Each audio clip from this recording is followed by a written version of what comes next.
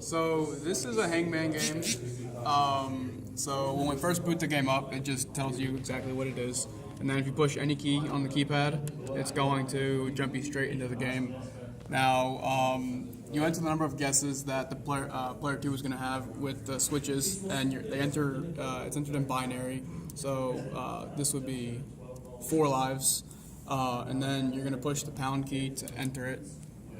And then on the LEDs, it's going to show you all of the current lives that player 2 has. So every time player 2 guesses and is incorrect, the LEDs are going to update to reflect his number of lives left. Now, this is the phase where player 1 has to enter in the phrase. So if you push the 9 key, you're going to cycle through all the letters. And then once you find the letter you want, you push the pound key. And then you just enter your entire phrase in. And let's enter something in here. If you push the 0, you're going to add a space. And continue cycling. So the 8 key also goes back, so you can cycle through a little faster if you need to go backwards or if you skip your letter. Just like I did there. Where is the...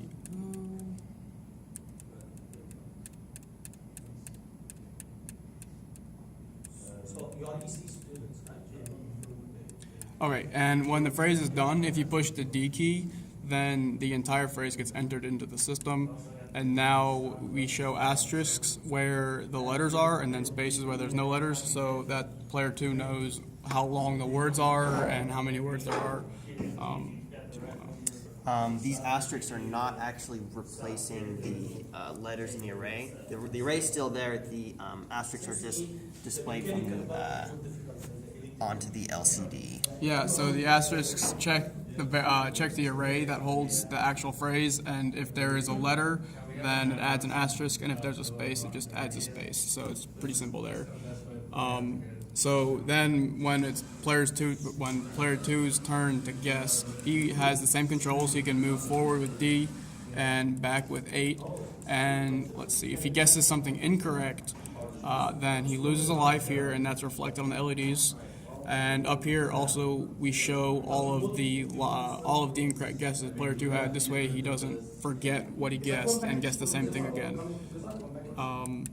And if you get something correct, it replaces every instance in the entire phrase with the correct guess, like a wheel of fortune or like a Hangman style thing.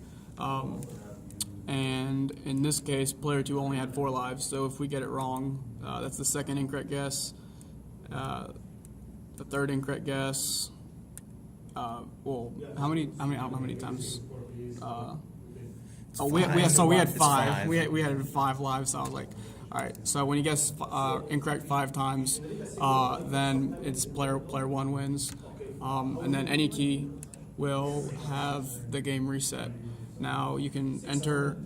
You must enter more than 0 lives. If you have 0 lives, obviously there's no game. So, but you also have to have less than 14 lives. It checks that because there's just not enough spaces. If you have one letter, this is just a blank space. Then you have all your incorrect guesses on this line.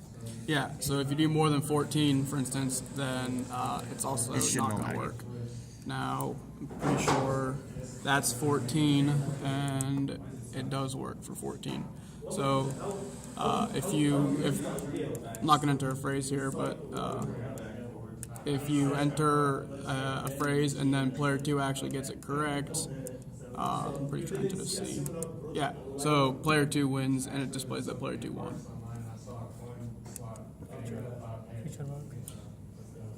Future work.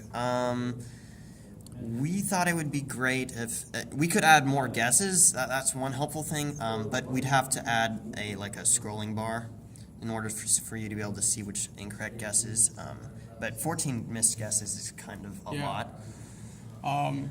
Maybe if player 1 wanted to enter a longer phrase, we could add a scrolling bar.